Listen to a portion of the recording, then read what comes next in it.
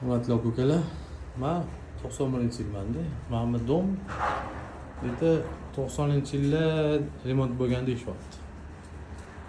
Bu yoq qismi ishdan. Lekin o'rtada перегородка bo'lingan xonalar. Gaza blokmi, pena blokmi bu? Mana shunaqa chiqqanmi shu yillarda domlar. Shuncha yillarni demontajda yurib, mashina mana endi ko'rish. Buni kulchatirligini aytchalar. 90-yil hitlar. Перегородкалari bunday anaqa gaza blok, pena blok demaydi. Mana bu devorimiz ham xuddi shu ahvol. Hali tushunadi. Do'stlar.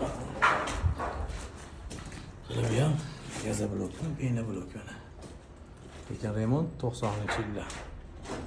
Nima deysizlar shunga? Kuchatirlar, rozetkalarga qarayman. Hech vaqo rozetkaga.